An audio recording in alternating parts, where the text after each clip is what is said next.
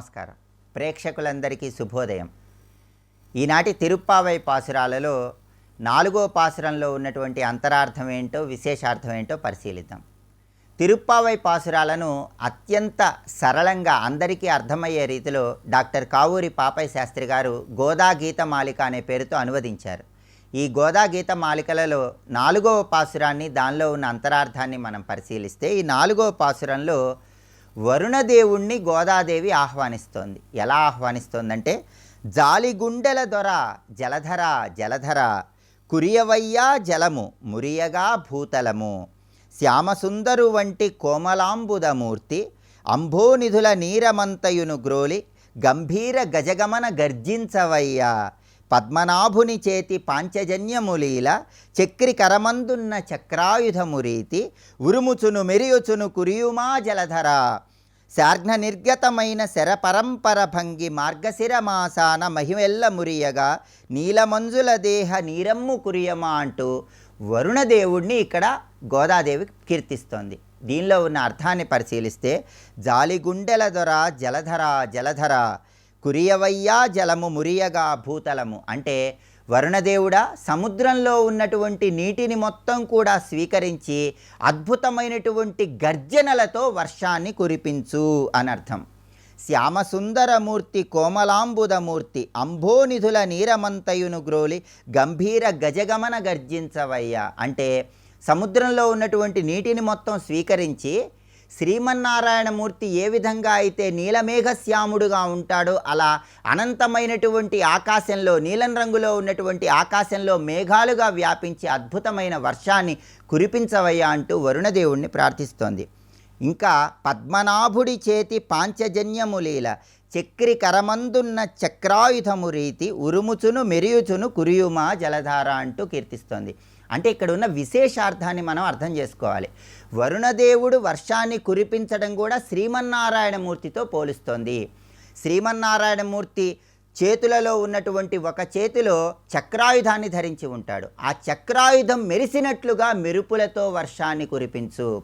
అలాగే శ్రీమన్నారాయణమూర్తి శంఖాన్ని చేతిలో ధరించి ఉంటాడు. ఆ శంఖం పూరిస్తే ఎంత పెద్ద శబ్దం వస్తుందో అలాంటి ఉరుములతో వర్షాన్ని కురిపించు అంటూ ఉపమాలంకారంతో శ్రీ మహావిష్ణువుతో పోలుస్తూ వరుణదేవుణ్ణి కీర్తిస్తోంది. అదేవిధంగా శార్ఘ్న నిర్గతమైన శరపరంపర భంగి మార్గశిర మాసాన మహియల్ల మురియగా అంటోంది. అంటే శ్రీ మహావిష్ణువు తన చేతిలో శార్ఘ్నము అనే పేరు కలిగినటువంటి ధనుస్సును ధరించి ఉంటాడు. ఆ ధనుస్సు నుంచి వచ్చేటటువంటి బాణాలు ఎంత అద్భుతంగా వస్తాయో, శార్ఘ్నము నుంచి వచ్చేటటువంటి బాణాల తాకిడిలాగా జల్లులను భూమి మీద కురిపించవయ్యా అంటూ వరుణదేవుణ్ణి కీర్తిస్తోంది. నీలమంజుల దేహ నీరమ్ము కురియుమా అంటే, నీలమేఘ శ్యాముడైనటువంటి శ్రీమన్నారాయణమూర్తిలాగా అనంతమైనటువంటి నీలం రంగులో ఉన్న ఆకాశం నుండి ప్రారంభమై వర్షాన్ని కురిపించు అంటూ వరుణదేవుణ్ణి కీర్తిస్తోంది. అంటే దీనిలో ఉన్న విశేషార్థాన్ని మనం అర్థం చేసుకుంటే, గోదాదేవి వరుణదేవుణ్ణి ప్రార్థిస్తూ వర్షం కురిపించమని అడుగుతోంది. వర్షం కురిపిస్తే ప్రకృతి సస్యశ్యామలం అవుతుంది, లోక కళ్యాణం జరుగుతుంది. అయితే ఆ వరుణదేవుణ్ణి ప్రార్థించేటప్పుడు కూడా శ్రీ మహావిష్ణువు ధరించినటువంటి శంఖచక్రాలకు ఉండే లక్షణాలతో వరుణదేవుణ్ణి కీర్తిస్తోంది. శ్రీ మహావిష్ణువు శార్ఘ్నం అనేటటువంటి ధనుస్సు నుంచి విడిచిపెట్టినటువంటి బాణాలు వచ్చినట్లుగా జలములు కురియాలని వరుణదేవుణ్ణి ప్రార్థిస్తోంది. అంటే విష్ణు తత్వాన్ని అన్వయిస్తూ ఇక్కడ గోదాదేవి పాసురాన్ని రచించింది. అది ఈ పాసురంలో ఉన్నటువంటి అంతరార్థం. రేపటి తిరుప్పావైలో గోదా గీతమాలికలో ఉన్నటువంటి 5వ పాసురము, దానిలో ఉన్నటువంటి అంతరార్థాన్ని పరిశీలిద్దాం. నమస్కారం.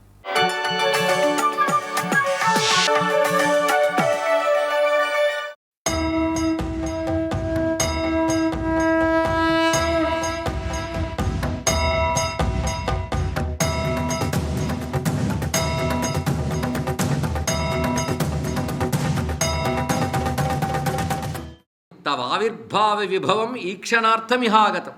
నీ ఆవిర్భావ వైభవాన్ని చూడాలని ఇలా వచ్చాను. అసలు నువ్వు ఆవిర్భవించడం, ఒక రూపంతో రావడం అనేదే ఒక పెద్ద లీల. ఎందుకంటే తత్వతః నీ స్వరూపం వేరు, లీలతో నీ స్వరూపం వేరు. తత్వతః నువ్వు నిరుపాధి నిర్గుణ, లీలగా నువ్వు సోపాధి సగుణ. దీన్ని బట్టి భగవతత్వం నిరుపాధికము సోపాధికం అని రెండు రూపములతో ఉంటుంది. నిరుపాధికం అంటే ఒక ఉపాధి ఉండదు. అంటే నామరూపములకు అతీతము నిరుపాధికం, అదే నిర్గుణం. నామరూప సహితమైనది సోపాధికం. అయితే భగవంతుడి సోపాధికం వేరు. మనకు ఉపాధులు ఉన్నా కదా మనము సోపాధికం అంటే ఉపాధులు ఉన్నాయి కానీ ఆయన ఉపాధి స్వేచ్ఛయా స్వీకృత విగ్రహ. రెండవది శుద్ధ సత్వగుణ సంపన్న అన్నాడు. గుణం లేనిది రూపన్నామం ఉండదు. అయితే త్రిగుణాలతో ఉన్న వాళ్ళకి కర్మల కొద్దీ వచ్చి పడుతూ ఉంటాయి. కానీ భగవానుడు నిర్గుణుడైనప్పటికీ కూడా లోకానుగ్రహార్థం తనదైన శుద్ధ సత్వగుణంతో దివ్యమంగళ విగ్రహాన్ని స్వీకరిస్తాడు. అలా నువ్వు నిరుపాధి భవాన్ కాలహ, పైగా నువ్వు లోకాన్ని కాలస్వరూపుడివి శాసిస్తూ ఉంటావు. అసలు యుగములు కాలములు ఇవన్నీ నీ లీలలు స్వామి. కాలము అల్పసంఖ్యాకమైన గణన మొదలుకొని మహాసంఖ్య వరకు ఉంటుంది. క్షణ దండ లవాద్యంగై మాయయా రచితం స్వయా. నీదైన మాయాశక్తితో క్షణము దండము లవము ఇవి కాలంలో భాగాలు. ఇవి నీకు కాలరూపుడువైన నీకు అంగములు. ఇలాంటి వీటితో పైగా అందులో ఇంకా అంగములు ఏమిటంటే పక్ష అహోరాత్ర మాసత్తు సంవత్సర యుగాదయ తవేక్షయాచరంచేతే మనవశ్చ చతుర్దశ. ఆ విధంగా ఏర్పడిన తర్వాత నీ ఇచ్ఛ చేత చతుర్దశ మనువులు మొదలైన వారు ఏర్పడి మన్వంతరములు కలుగుతాయి. ఈ మన్వంతరములు మహాయుగములు ఎవరెవరు మన్వంతరములు వచ్చారో 14 మన్వంతరాల పేర్లు ఇక్కడ వరుసగా చెప్తాడు. పేర్లు వింటే మనకి ధన్యత కనుక ఒక్కసారి విందాం. స్వయంభువ సారోచిష ఉత్తమ తామస రైవత చాక్షుష వైవస్వత సావర్ణి దక్ష సావర్ణి బ్రహ్మ సావర్ణి ధర్మ సావర్ణి రుద్ర సావర్ణి వేద సావర్ణి ఇంద్ర సావర్ణి. వీళ్ళు 14 మనుములు. వారు నీ విభూతులు. తవ విభూతయ. నీ విభూతులు అంటే వారి యందు విష్ణువు యొక్క శక్తి ఉంటుంది. ఎవరైనా గొప్పవారు ఉన్నారు అంటే అది భగవద్విభూతయే. యజ్జద్విభూతిమత్సత్వం శ్రీమధుర్జితమేవా తత్తదేవావగచ్చధ్వం మమ తేజోంశ సంభవం స్వామి ప్రకటించాడు కదా. కనుక అవన్నీ ఆయన విభూతులే. అలా చెప్తూ ఎన్ని యుగాలు ఉంటాయి మళ్ళీ వివరమంతా కృతయుగ పురుషుడు చెప్తూ తత్ర కృతయుగాంతేహం కాలం సద్ధర్మపాలకం కృతకృత్యా ప్రజాయత్ర తన్నాంనామా కృతం విదుహు. ఇప్పుడు మళ్ళీ కలియుగాంతమైంది, కృతయుగం ప్రారంభమవుతున్నది. అంటే నా యుగం, నేను అధిష్టానముగా కలిగిన యుగం. ఇది నీ యొక్క విభూతితో కలిగినటువంటి స్వరూపమే. నన్ను కృతయుగం అని ఎందుకంటారంటే కృతకృత్యాహ ప్రజాయత్ర తన్నాంనా మాం కృతం విదుహు. ఏ యుగంలో ప్రజలందరూ కృతకృత్యులో ఆ యుగం పేరు కృతయుగము. అది మొదట హనుమంతుడు చెప్పిన నిర్వచనంలో కృతమే తప్ప కర్తవ్యం ఉండదు కూడా అని చెప్పుకున్నాం. కర్తవ్యం అంటే చేయవలసింది ఉండదు, అందరూ చేసేసారు.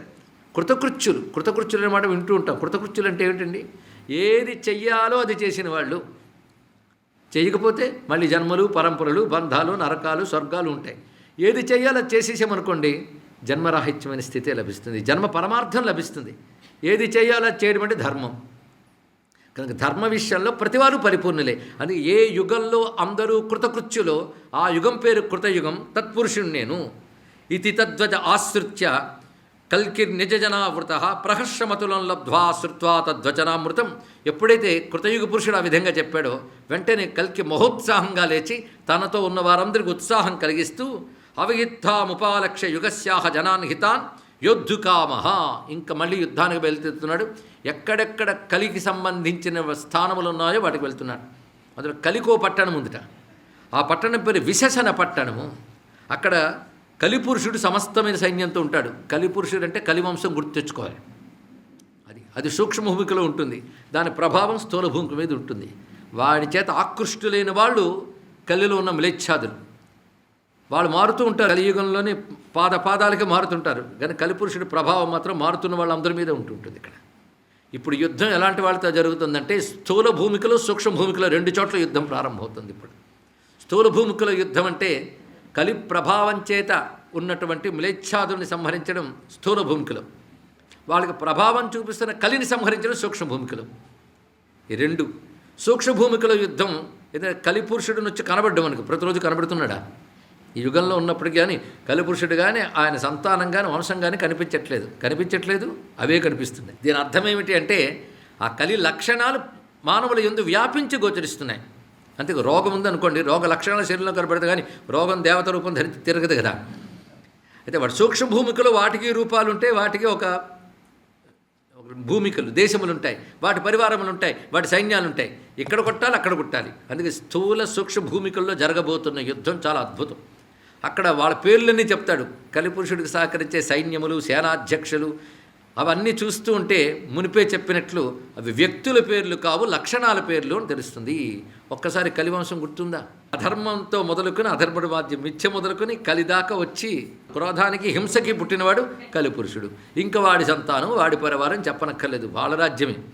వాళ్ళు పూర్వీకుల రక్తం చక్కగా ప్రవహిస్తుంది. పూర్వీకులు అంటే అధర్ముడు మొదలైన వాళ్ళ యొక్క రక్తం ప్రవహిస్తూ ఆ లక్షణాలతో లోకమంతా వ్యాపించాడు. కానీ కలిపురుషుడు కనబడుతున్నాడు, వ్యక్తుల యందు లక్షణాలుగా కనబడుతున్నాడు, సూక్ష్మ భూమికి యందు. అందుకే దేవతలు అనే విషయం పురాణాల్లో చూసేటప్పుడు దివ్యత్వానికి దేవతలు ఉన్నారు, దుష్టత్వానికి దివ్య శక్తులు ఉంటాయి. దుష్టత్వం కూడా శక్తే కదా, శక్తి ఏదున్నా భగవంతుని యొక్క స్వరూపమే కనుక వాటికో నమస్కారం చేసుకోవాలి. అందుకే కలి కూడా భగవత్ స్వరూపం అని చెప్పిన మాటలో విషయం అని తెలుస్తుంది. అయితే లక్షణాలు దుర్లక్షణాలు కనుక మనం ఆహ్వానించదగ్గ స్వరూపం కాదు అది. కానీ పురాణముల యందు ఆయా శక్తుల్ని దేవతలుగా చూపిస్తారు. అంటే దేవతలకు ఊహించారు, దేవతలుగా సంకేతించారు అని మాత్రం మాట్లాడరాదు. వాటికి ఆ రూపములు ఉంటాయి, ఈ భావాలకు కూడా రూపాలు ఉంటాయి. మన ఈ భావాన్ని బాగా చూస్తూ ఉంటే ఆ రూపముల యొక్క స్పందన ఉంటుంది, మంచైనా చెడైనా.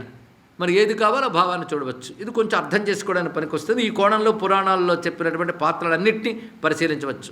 ముఖ్యంగా దుష్టత్వం, దేవతాశక్తులు రెండు విషయాల్లో వీటిని పరిశీలించారు. అయితే ఆధునికులైతే దీని సంకేతవాదం అభినందిస్తారు. ఇది సంకేతవాదం కాదు, ప్రతీకవాదం కాదు, ఇవి ఉంటాయి. ఉదాహరణ మన్మథుడు ఉన్నాడు. మన్మథుడు కామం అనే భావం యొక్క దేవతా స్వరూపం, కానీ కామం అనే భావానికి సంకేతం కాదు ఆయన. ఇది తెలుసుకోగలిగితే దీనిపై ఆ దేవత యొక్క ప్రభావం ఉంటుంది. కనుక ఆ భావాన్ని అవలంబించే వాడికి దేవతా ప్రభావం ఉంటుంది. దేవతా ప్రభావం చేత ఆ భావం కూడా రావచ్చు. నారాయణాయ కృష్ణాయ గోవిందాయ నమో నమః.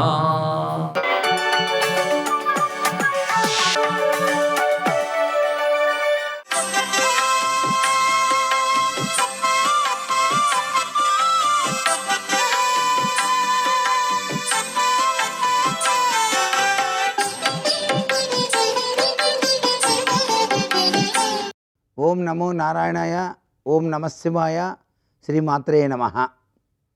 ధనుర్మాస సందర్భంగా తిరుప్పావైలో ఉన్నటువంటి అత్యంత విశేషకరమైనటువంటి ప్రభావాలు మనం అర్థం చేసుకుంటూ, కృష్ణలీలామృత తత్వంలో ఉండేటువంటి అత్యంత విశేషకరమైన ప్రభావాలతో పాటుగా ఆ ఆండాళమ్మ తల్లి ఏ తీరున ఆ స్వామిని వివిధ రకాలుగా ప్రార్థిస్తుందో మనం తెలుసుకుంటూ ఉన్నాం. అలాగే ఆ జగన్మాత అయినటువంటి ఆ యొక్క తల్లిని ప్రార్థన చేస్తూ, నిన్ను నమ్మిన వారికెన్నడూ నాశము లేదు కదమ్మ ఈశ్వరి అన్న రుక్మిణీదేవి యొక్క సారాంశ లక్షణాన్ని కూడాను వల్లెవేసుకుంది. కృష్ణ భగవాన్ని వివాహం చేసుకోవడానికి రుక్మిణీదేవి ఏ విధమైనటువంటి చర్యలు గైకొందో అటువంటి చర్యల్లో భాగంగానే ఇక్కడ కాత్యాయని వ్రతాన్ని తాను నిర్వహిస్తున్నట్టుగా భావించింది. అంతేకాకుండా ఈరోజు గురువారం రావటం వల్ల గురువారం రోజున కృష్ణం వందే జగద్గురుం, కృష్ణుడే ఈ లోకాలన్నిటికీ కూడాను గురువు. ఆయన యొక్క ఆ చూపుల యొక్క కిరణ పుంజాలు జ్ఞాన భిక్షకు నాంది వాక్యం పలుకుతాయి అని చెప్పేసి భావన చేస్తూ ఆమె తన కవితల్లో కృష్ణుడు గురుతత్వంలో విరాజిల్లే మహోన్నతమైనటువంటి అంతర్యామిగా అభివర్ణించడం కూడా జరిగింది. తన తోటి అక్కడ ఉన్నటువంటి ఆ గోప కాంతలందరినీ కూడాను నిద్ర నుంచి లేపుతూ, సూర్యోదయాత్ పూర్వమే ఏ వ్యక్తి అయితే దేవుని యొక్క సేవకు మనస్సును లగ్నం చేస్తారో ఆ వ్యక్తికి గురువు యొక్క అనుగ్రహం ఉంటుంది సుమా అని తెలియజేస్తోంది. అందుకే త్వరగా నిద్ర మేల్కొనండి గోపికలారా, అదిగో సూర్య భగవానుడు రాబోతున్నాడు అంటూ వాళ్ళందరినీ కూడాను నిద్ర నుంచి లేపి కృష్ణుని సేవలో, రంగనాయకుని యొక్క సేవలో మనస్సును లగ్నం చేసుకునేందుకు కృష్ణం వందే జగద్గురుం అంటూ ఆమె అభివర్ణించిందన్నమాట. ఆ కృష్ణ పరమాత్మ అందరికీ గురువే. నిద్ర నుంచి లేవండి, త్వరగా మన కార్యక్రమాలన్నింటినీ కూడాను ఆ భగవంతుని వైపు మనస్సును లగ్నం చేసి నడుపుదాం అని చెప్పేసి ఉపయుక్తుల్ని చేస్తూ ప్రకృతిని కూడాను ప్రార్థించిందన్నమాట ఇక్కడ గోదాదేవి. సర్వే జనా సుఖినో భవంతు.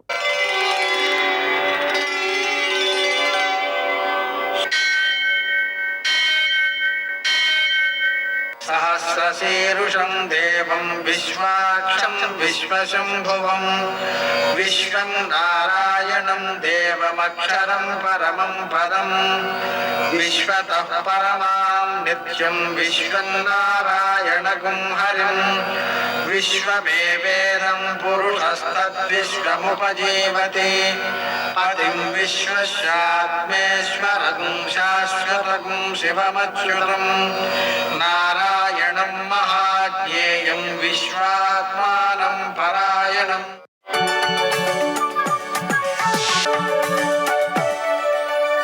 సూర్యశౌర్యమథేంద్రపదవీ సన్మంగళం మంగళం. నమస్తే భగవన్ దేవదత్తాత్రేయ జగత్ప్రభో సర్వబాధా ప్రశమనం కురు శాంతిం ప్రయచ్చమే. నేటి కాలమాన విశేషాలను గమనిద్దాం. స్వస్తిశ్రీ చాంద్రమాన క్రోధినామ సంవత్సరం, దక్షిణాయనం, హేమంత ఋతువు, మార్గశిర మాసం, కృష్ణపక్షం, గురువారం. సూర్యోదయం 6:44 సూర్యాస్తమయం 5:42. తిథి చవితి ఉదయం 10:06 వరకు, నక్షత్రం ఆశ్లేష రాత్రి 2:01 వరకు, వర్జం మధ్యాహ్నం 2:21 నుంచి 4:01 వరకు, దుర్ముహూర్తం ఉదయం 10:23 నుంచి 11:07 వరకు, మరల మధ్యాహ్నం 2:47 నుంచి 3:30 వరకు, అమృతకాలం రాత్రి 12:21 నుంచి 2:01 వరకు, రాహుకాలం గురువారం కాబట్టి మధ్యాహ్నం 1:30 నుంచి 3 గంటల వరకు, అష్టకవర్గు రీత్యా శుభప్రదమైన సమయం ఉదయం 9:10. నేటి విశేషం గురువారం. ముఖ్యంగా మార్గశిర లక్ష్మీ వారం అనే పేరుతో ఈ గురువారానికి ఎక్కువ ప్రాధాన్యం ఉంది. లక్ష్మీదేవి యొక్క అనుగ్రహానికి సంబంధించి మనం దీన్ని ఉపయోగించుకుంటూ ఉంటాం. లక్ష్మీదేవి ఆరాధనకు బాగా ఉపకరిస్తూ ఉంటుంది. అందువలన లక్ష్మీ పూజ చేసుకోవడం ద్వారా, పాయసం నివేదన చేయడం ద్వారా లక్ష్మీదేవి యొక్క అనుగ్రహం కలిగి మనం సంపూర్ణమైనటువంటి సత్ఫలితాలను పొందగలుగుతూ ఉంటాం. ఈరోజు గురు పంచమి కూడా కావడం వలన నదీ స్నానం చేయడం ద్వారా ఉత్తమమైనటువంటి ఫలితాలు సిద్ధిస్తాయి. ఒకసారి చేసినటువంటి నదీ స్నానము కొన్ని వేల రెట్ల ఫలితాన్ని అందజేస్తుందన్నమాట. అందుకని మనం నదీ స్నానానికి కూడా ప్రాధాన్యం ఇవ్వాలి. అదేవిధంగా ఈరోజు దానం చేసే కార్యక్రమం వల్ల దేవతానుగ్రహం కలుగుతుంది. ఇంకా విశేషించి గురు పంచమి యోగం 10:06 ప్రారంభమై ఉంటుంది కాబట్టి ఆ సమయంలో చేసేటువంటి కార్యక్రమాలు ఉత్తమ ఫలితాలను అందజేస్తాయి. ఈరోజు ధనుర్మాసంలో 4వ శుభదివసం. ఆ సందర్భంగా గోదాదేవి సందేశాన్ని అందిస్తోంది 4వ పాసురం ద్వారా. ఓ మేఘమా, వర్షాన్ని కురిపించడంలో లోభంగా చేయకు, లోభగుణాన్ని చూపించకు. సముద్రంలో నీటినంతని కూడా కడుపు నిండా తాగాయి.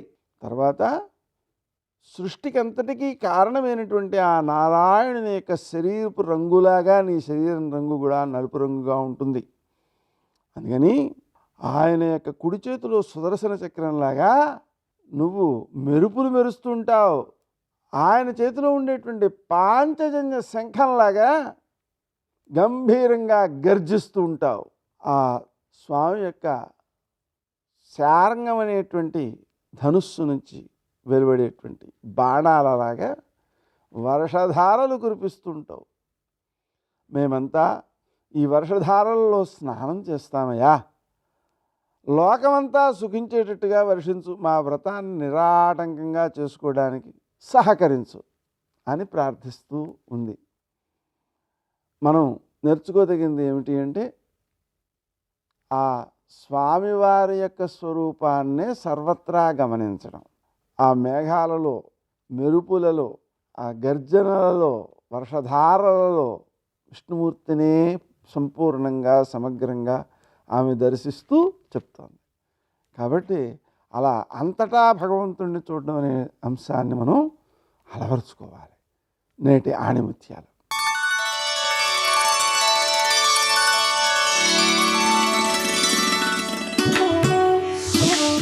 అనుకున్నది సాధించాలంటే అనుక్షణం శ్రమించాలి.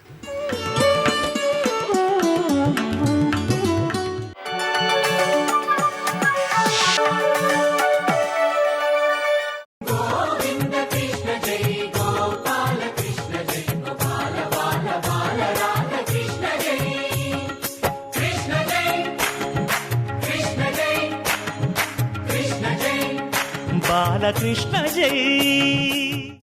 ఆ భాగవతం ఈ లోకంలోకి ఎలా వచ్చింది? వ్యాస భగవానుడు దాన్ని ఎందుకు అందించాడు? అసలు వ్యాసుడు మహాభారతాన్ని అందించడంతో ఆయన కర్తవ్యం పూర్తయిపోయిందిగా, మళ్ళీ భాగవతాన్ని ఎందుకు ఇచ్చాడు అంటే దానికి ఒక కారణం ఉంది. వేదవ్యాసుడు లేకపోతే అసలు సనాతన ధర్మమంతా అంధకారమే కలియుగంలో. ఎందుచేత అంటే యజ్ఞం అనేటటువంటిది సనాతన ధర్మానికి ప్రాణం. అగ్ని ప్రాణం. అగ్ని ముఖంగానే హవిస్సిస్తాం, దాన్ని దేవతలు తింటారు, దేవతలు వర్షం కురిపిస్తారు, వర్షం వల్ల పాడి పంట అవి పొంది మళ్ళీ యజ్ఞం చేస్తాడు, యజ్ఞంలో హవిస్సులు దేవతలు కెడతాయి, దేవతలు వర్షం కురిపిస్తారు, మళ్ళీ పాడి పంట. ఈ సౌభాగ్య చక్రం తిరగాలి అంటే యజ్ఞమునందు అగ్నిహోత్రం అత్యంత ప్రధానము. యజ్ఞము, అగ్ని, అగ్ని ద్వారా హవిస్సు, హవిస్సు దేవతలకిచ్చుట.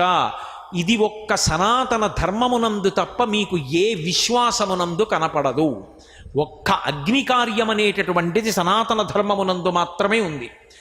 అటువంటి యజ్ఞయాగాది క్రతువులు జరగాలి అంటే వేదం చదువుకుని ఉండాలి, ఆ వేద మంత్రాలు చెప్పాలి. ఇప్పుడు ఆ వేద మంత్రాలు చెప్పాలి అంటే కలియుగంలో ఉండేటటువంటి ఆయుర్దాయానికి ఎవరూ వేదాన్ని చదవలేరు. ఎందుకని? 100 ఏళ్లే ఆయుర్దాయం, ఎవరు వేదం చదవగలరు? అందుకే మహానుభావుడు సాక్షాత్తు నారాయణాంశ సంభూతుడైనటువంటి వ్యాసుడు వేదాన్ని 4గా విభాగం చేశాడు. ఋగ్వేదము, యజుర్వేదము, సామవేదము, అథర్వణ వేదము అని 4 చేసి ఒక్కొక్క వేదం శిష్యులకి పరంపరాగతంగా రావడం కోసం, ఎప్పటికీ కూడా వేదం ఆగిపోకుండా ఉండడం కోసం ఆయన వాళ్ళందరికీ ప్రబోధం చేశాడు. మొట్టమొదట ఋగ్వేదాన్ని పైలుడికి ఇచ్చాడు, సామవేదాన్ని జైమినీ మహర్షికి ఇచ్చారు, యజుర్వేదాన్ని వైశంపాయనుడికి ఇచ్చాడు, అథర్వణ వేదాన్ని సుమంతునికి ఇచ్చాడు. 4 వేదాల్ని 4కి ఇచ్చాడు. మీరు మీ శిష్యులకు చెప్పండి. మీరు చెప్తుంటే స్వరాన్ని బట్టి శిష్యులు అందుకోవాలి, పరంపరాగతంగా వేదం వెళ్ళాలి.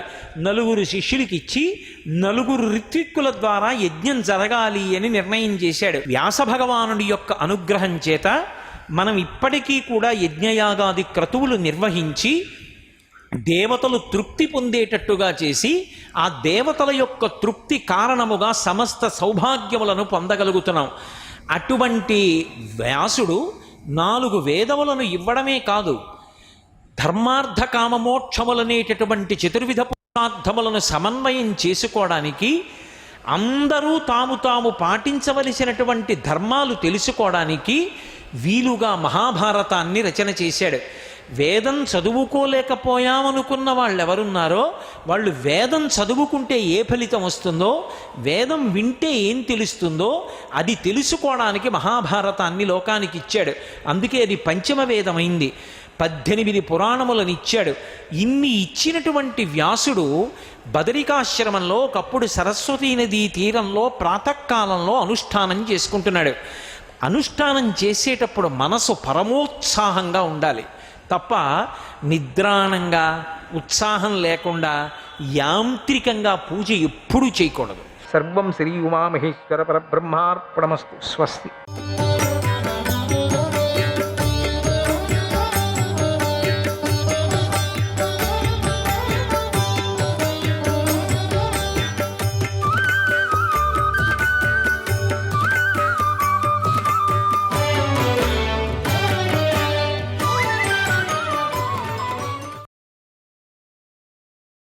అందమైన హిమగిరి వెనుక భాగంలో విప్రుల ఆశ్రమాల్లో జరిగిన సంఘటన ఇది. అక్కడ అనేక వృక్షాలతో నిండుగా ఉన్న ఒక పుణ్యప్రదమైనటువంటి ఆశ్రమం ఉంది. అది ఎన్నో పొదలతోనూ తీగలతోనూ నిండి ఉంది. ఆ అందమైన ఆశ్రమాన్ని జంతువులు, పక్షులు సేవిస్తున్నాయి. అది చక్కని వనాలతోనూ సిద్ధచారణ సమూహాలతోనూ ఉంది. ఎందరో వ్రతదారులు అక్కడ ఉన్నారు. తాపసులు ఆ ఆశ్రమాన్ని సేవిస్తూ ఉన్నారు. భాగ్యవంతులైన విప్రులు అక్కడ సూర్యుడిలాగా, అగ్నిలాగా ప్రకాశిస్తూ ఉన్నారు. ఓ మహారాజా, నియమాలు పాటించేవారు, దీక్షితులు, మితాహారులు, జితేంద్రియులైనటువంటి తాపసులతో ఆ ఆశ్రమం నిండుగా ఉంది. వేదమంత్రఘోషంతో అది ప్రతిధ్వనిస్తూ ఉంది. బాలకిల్యులు, అనేక సన్యాసులు ఆ ఆశ్రమాన్ని సేవిస్తున్నారు. ఆ ఆశ్రమానికి ఒకనాడు 4వ వర్ణానికి చెందినవాడు వచ్చాడు. అతడెంతో ఉత్సాహంగా ఉన్నాడు. అతడిని తాపసులు ఆదరించారు, సత్కరించారు. అతడు వివిధ దీక్షలను పాటిస్తున్న ఆ మునులందరినీ చూసి ఎంతో ఆనందించాడు. వారిని చూసేసరికి అతడికి కూడా నేను కూడా తపస్సు చేస్తే బాగుంటుందనే బుద్ధి పుట్టింది. దానితో వెంటనే ఆ ఆశ్రమంలో ఉన్నటువంటి కులపతి వద్దకు వెళ్ళి ఆయన పాదాలను పట్టుకొని ఇలా అన్నాడు, ఓ మహాత్మా, అనుగ్రహించండి, నన్ను ధన్యుణ్ణి చేయండి. మీ కృపతోనే నేను జ్ఞానాన్ని పొందాలని అనుకుంటున్నాను కనుక నాకు సన్యాసాన్ని ఇప్పించండి. నేను 4వ వర్ణం వాడిని, మీకు సేవ చేయాలని అనుకుంటున్నాను. మిమ్మల్నే నమ్ముకున్నాను, ఆశ్రయించాను కనుక నన్ను అనుగ్రహించండి అన్నాడు. అప్పుడు కులపతి అతడి మాటలు విని ఇలా అన్నాడు, నాయనా, భగవంతుడు ఎవరి ధర్మాలను వారికి రాసిపెట్టాడు కనుక అందరూ దానిని అతిక్రమించరాదు. గాలి నా పనిని మానేసి వేరే పని చేస్తానంటే బాగుండదు కనుక గాలి పని గాలి చేయవలసిందే కదా. అలాగే అగ్ని, నీరు కూడా తమ పనులు మాని వేరే పని చేస్తామంటే బాగుండదు కదా, వ్యవస్థ దెబ్బతింటుంది. అలాగే భగవంతుడు కూడా 4 వర్ణాలను ఏర్పరిచి వారికి తగిన పనులను అప్పచెప్పాడు కనుక ఎవరి పనిని వారు చేయవలసిందే, దాన్ని అతిక్రమించరాదు. నువ్వు 4వ వర్ణం వాడివి కనుక నీకు సన్యాసం పనికిరాదు, నువ్వు స్వీకరించకూడదు కనుక ఇక్కడే ఉండాలి అని కోరికగా ఉంటే సేవ చేసుకుంటూ ఇక్కడే ఉండు, సంతోషం. నువ్వు సేవ చేసుకోవటం ద్వారా నీకు శుభం కలుగుతుంది, పరలోకాలను పొందగలవు, ఇందులో ఏ అనుమానమూ లేదు అన్నాడు. కులపతి చెప్పిన ఆ మాటలు విని 4వ వర్ణవాడు ఇలా ఆలోచించాడు, నా మనస్సంతా సన్యాసం మీదే ఉంటే ఇక ఇక్కడ ఉండి నేనేం చేస్తాను కనుక ఇష్టమైనదే చేస్తాను అని నిశ్చయించుకున్నాడు. బాగా ఆలోచించుకున్నాడు. మునులు ఉన్న ఆశ్రమానికి కొంత దూరంలో మరొక ఆశ్రమాన్ని నిర్మించుకున్నాడు. అందులో చక్కని పర్ణశాలను కట్టుకున్నాడు, యాగశాలను కట్టుకున్నాడు. అందులో చక్కని హోమకుండాలను నిర్మించుకున్నాడు. మరో పక్కగా దేవత మందిరాలను స్థాపించుకున్నాడు. ఇక నియమాలు పాటించాడు. తాపసీ ధర్మాలను పాటిస్తూ మునిలాగా జీవించడం మొదలుపెట్టాడు. స్నానాలు చేశాడు, నిత్యకర్మలు చేశాడు. దేవతా మందిరాల వద్ద దానాలు, హోమాలు చేశాడు. దేవతలను పూజించాడు. కోరికలను నియంత్రించాడు. మితాహారంగా ఫలాలనే తిన్నాడు. ఇంద్రియాలను నిగ్రహించాడు. తన ఆశ్రమానికి వచ్చిన అతిథులను, తన వద్ద గల ఔషధులను పండ్లతోనూ యథావిధిగా హర్షించాడు, ఆదరించాడు, సంతోషపెట్టాడు. అలా ముని చాలా కాలం గడిపాడు. ఇలా కాలం గడుస్తూ ఉండగా ఒకరోజు ఒక ముని సత్సంగం చేయాలని ఆశ్రమానికి వచ్చాడు. ఈ ముని ఆయనకు స్వాగతం పలికి సత్కరించాడు, సంతోషపెట్టాడు. తర్వాత వారిద్దరూ అనేక విషయాలను మాట్లాడుకున్నారు. వారి మధ్య మాట కలిసింది. దాంతో వారి అభిప్రాయాలు కలిశాయి. దాంతో వారి మధ్య స్నేహం పెరిగింది. ఇక ఆ ఋషి ఈ 4వ వర్ణపు మునిని చూడాలని ప్రతిరోజు వచ్చి చర్చ చేస్తూ వెళ్ళేవాడు. ఒకనాడు 4వ వర్ణపు ముని ఋషితో ఇలా అన్నాడు, ఓ మహర్షి, నేను పితృకార్యం చేయాలని అనుకుంటున్నాను కనుక నన్ను అనుగ్రహించండి, నాకు సహకరించండి అని అడిగాడు. ఋషి అలాగే అని అంగీకరించాడు. 4వ వర్ణం వాడు సంతోషించి శుచి అయ్యాడు. ఋషి కోసం పాద్యాన్ని తీసుకొని వచ్చాడు. తర్వాత దర్భలను, ఔషధాలను, పవిత్ర ఆసనాన్ని, దర్భల చాపను కూడా తీసుకొని వచ్చాడు. తర్వాత 4వ వర్ణపు ముని చాపను అప్రదక్షిణంగా తీసుకొని వెళ్ళి పశ్చిమ దిక్కు వైపుగా చాపను వేశాడు. దానిని అలా చేయకూడదు.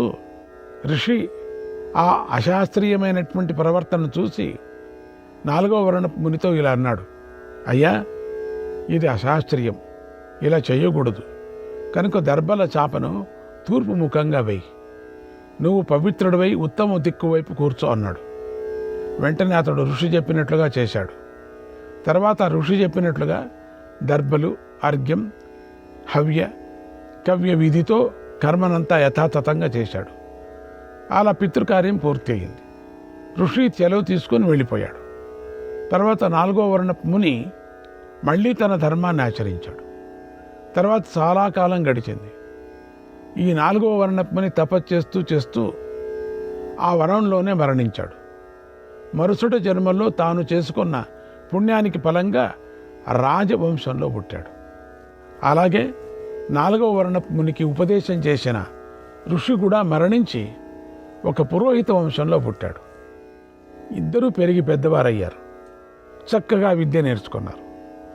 పురోహిత వంశంలో పుట్టిన ఋషి వేదాలలో, అథర్వ వేదంలో విద్వాంసుడయ్యాడు. అలాగే కల్ప ప్రయోగంలోనూ జ్యోతిష్యంలోనూ పండితుడయ్యాడు.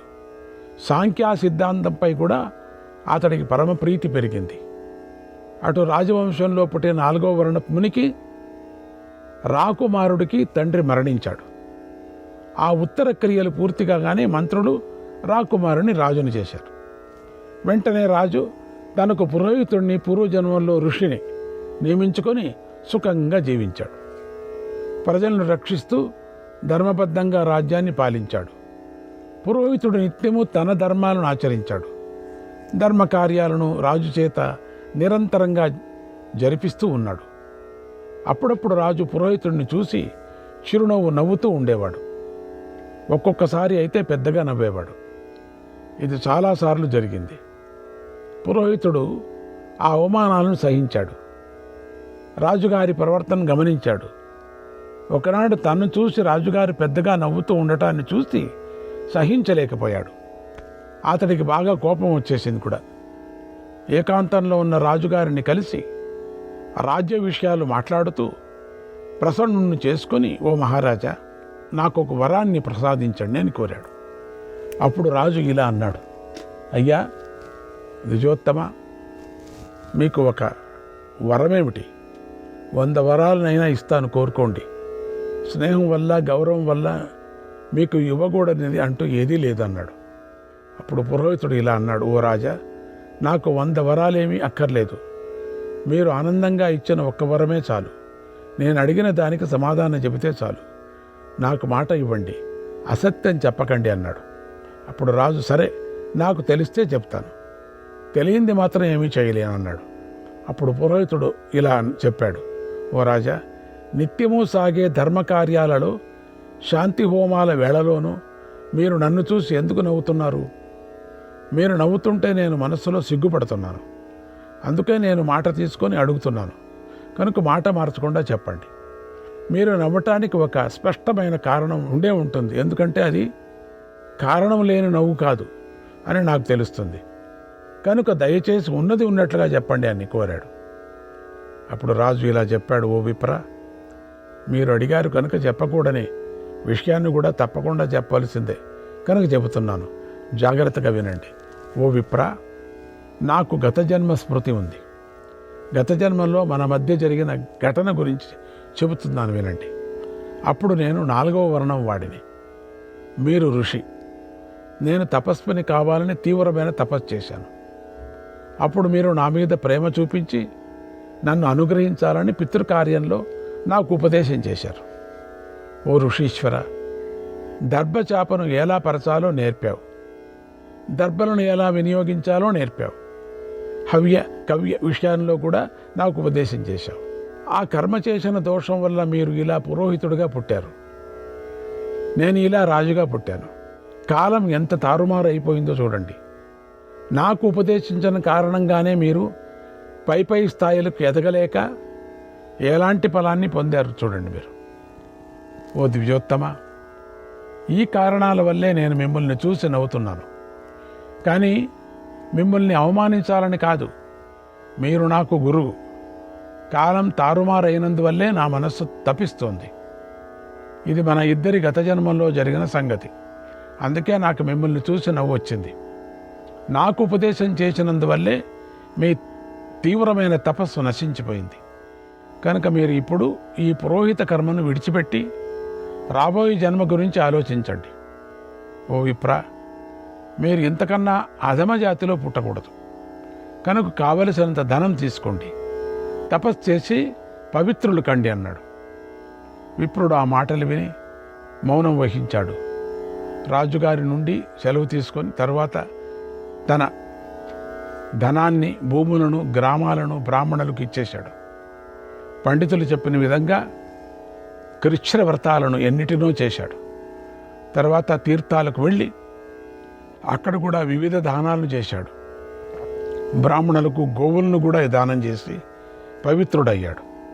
తర్వాత మళ్ళీ గత జన్మల్లో తాను నివసించిన ఆశ్రమానికే వెళ్ళి తీవ్రమైన తపస్సు చేశాడు. ఉత్తమ సిద్ధిని పొందాడు. ఆ ఆశ్రమంలో నివసించే వారికి ఎంతో ఇష్టమైన వాడయ్యాడు. ఇది కథ. తపస్వి అర్హత గల వారికే ఉపదేశించాలి. లేకపోతే ఈ ఋషిలాగా పతనమే నానా కష్టాలు పొందవలసి వస్తుంది. అందుకే పెద్దలు నియమాలు ఏర్పాటు చేశారు. వాటిని అందరూ తప్పకుండా ఆచరించవలసిందే. తప్పు చేసినప్పుడు ఏమీ కాదు, బాగానే ఉంటుంది. కానీ ఫలం అనుభవించవలసి వచ్చినప్పుడే బాధ తీవ్రంగా ఉంటుంది. ఎందుకు తప్పు చేశాంరా అని అనిపిస్తుంది. కాలం మారింది కదా, మనం కూడా భగవంతుడు పెట్టిన నియమాన్ని మార్చుకుందామంటే కుదరదు. భగవంతుడు పెట్టిన నియమం మార్పు లేనిది, సర్వకాలాలకు మేలు చేసేదై ఉంటుంది. కనుక ఎవరి ధర్మాలు వారు తప్పకుండా పాటించవలసిందే. అందుకే ఈ కథ మంచి ఉదాహరణ. ఓ ధర్మరాజా, ఇలా ఆయన ఋషి అయి కూడా పతనమైపోయాడు. ఎంతో కష్టాన్ని అనుభవించాడు. బ్రాహ్మణేన న వక్తవ్యం తస్మాత్ వర్ణావరే జనే, తస్మాత్ వర్ణావరే జనే. కాబట్టి అర్హత లేని వాడికి విప్రుడు ఉపదేశించకూడదు. భగవంతుడి నియమాన్ని నిర్లక్ష్యం చేసి మాట వినకుండా ఉపదేశిస్తే మాత్రం విప్రుడు కష్టాల్లో పడతాడు. ప్రధానంగా 3 వర్ణాల వారే అర్హులు. వారికి మాత్రమే విప్రుడు ఉపదేశించవచ్చు. అప్పుడు దోషం లేదు. తస్మాత్ సద్భిర్న వక్తవ్యం, తస్మాత్ సద్భిర్న వక్తవ్యం కస్యచిత్ కించిదగ్రతక, కస్యచిత్ కించిదగ్రతక సూక్ష్మాగతిర్హి ధర్మస్య, సూక్ష్మాగతిర్హి ధర్మస్య దుర్జ్ఞేయాఖ్యా కృతాత్మభిః, దుర్జ్ఞేయాఖ్యా కృతాత్మభిః. కనుక సజ్జనులు అందరి మధ్యలోనూ అర్హత లేని వారు ఉంటారు. కనుక ఎవరి ముందు కూడా ఎప్పుడూ ఏ ఉపదేశం చేయకూడదు. ఎందుకంటే ధర్మగతి సూక్ష్మమైనది. దానివల్ల అంతఃకరణ శుద్ధి లేని వారు మంచిని గ్రహించలేరు. ఉపదేశం అంటే నామోపదేశం చేసుకోవచ్చు, ఎన్ని నామాలైనా చెప్పుకోవచ్చు. ఉపదేశం అంటే అది క్రమబద్ధమైనటువంటి ఉపదేశం ఉంది. అది మహామంత్రాలతో చేరినటువంటివి. అది చేయకూడదు. గ్రహించే ఆలోచన లేదు కనుక చెప్పిన మంచివారికి అప్పుడు కీడుగా తోచవచ్చు. కనుక 10 మందిలో ఉపదేశించే విషయంలో జాగ్రత్తగా ఉండాలి. అందువల్లనే మునులు అందరూ ఉన్నప్పుడు మౌనంగా ఉంటారు. సాధారణంగా అందరూ ఆచరించే దీక్షను ఇస్తారు. అందరూ ఆచరించే దీక్షను సాధారణంగా. చెడ్డ మాటలు వస్తాయేమో అన్న భయంతో ఏమీ మాట్లాడరు. మునులు అందరూ ఉన్నప్పుడు మౌనంగా ఉంటారు. సాధారణంగా అందరూ ఆచరించే దీక్షనే ఇస్తారు, కానీ ఉపదేశాన్ని ఇవ్వరు. పేరు ఉపదేశం అని పేరంతే. చెడ్డ మాటలు వస్తాయేమో అన్న భయంతో ఏమీ మాట్లాడరు. ధర్మాత్ములు, గుణసంపన్నులు, సత్యము, నిజాయితీ కలవారైనా సరే చెడు మాటలు మాట్లాడితే దుష్కర్మ ఫలాన్ని పొందవలసి వస్తుంది. కనుక మంచి కోసం ఉపదేశించే విషయంలో జాగ్రత్తగా ఉండాలి. ఆ ఋషి ఉపదేశం వల్లనే పాపాన్ని పొందాడు. కాబట్టి ధర్మాన్ని ఇష్టపడే బుద్ధిమంతుడు బాగా ఆలోచించి మాట్లాడాలి. అలా కాకుండా సత్యాసత్యాలను కలిపి ఉపదేశం చేస్తే అది హాని కలిగిస్తుంది. ఎవరైనా ఇబ్బంది పెట్టి అడిగితే బాగా ఆలోచించి శాస్త్రీయమైన సమాధానాన్నే చెప్పాలి. ధర్మాన్ని వృద్ధి చేసే, ధర్మాన్ని మీరకుండా ఉపదేశాన్ని మాత్రమే చేయాలి. ఏ తత్తే సర్వమాఖ్యాతం, ఏ తత్తే సర్వమాఖ్యాతం ఉపదేశకృతే మయా, ఉపదేశకృతే మయా. మహాన్ క్లేశో హి భవతి, మహాన్ క్లేశో హి భవతి తస్మాన్నోపదిశేదిహ, తస్మాన్నోపదిశేదిహ, దిశేదిహ. అర్హత లేని వారికి ఉపదేశిస్తే ఎంతో కష్టపడవలసి వస్తుంది ఉపదేశించిన వాళ్ళు. కనుక అలాంటి వారికి ఈ లోకంలో ఉపదేశించకూడదు అన్నాడు భీష్మ పితామహుడు. శ్రీకృష్ణాయ పరమాత్మనే నమః. 11వ అధ్యాయం. ధర్మరాజు భీష్ముని ఇలా అడిగాడు, ఓ తాత, ఎలాంటి పురుషుడితో లేదా స్త్రీలో లక్ష్మి నిత్యము నివసిస్తుంది, నాకు ఈ విషయం చెప్పు అని అడిగాడు. భీష్ముడు ఇలా చెప్పాడు, ఓ రాజా, ఒకనాడు లక్ష్మీదేవి శ్రీ మహావిష్ణువు ఒడిలో కూర్చోనుంది.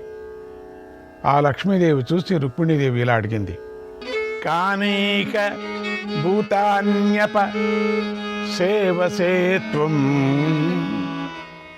కానీక భూతాన్యేప సేవసే త్వం, కానీక భూతాన్యప సేవసే త్వం, సంతిష్టసే కానివ సేవసే త్వం, తాని త్రిలోకేశ్వర భూత కాంతే, తాని త్రిలోకేశ్వర భూత కాంతే, తత్వేన మే బ్రూహి మహర్షి కన్యే.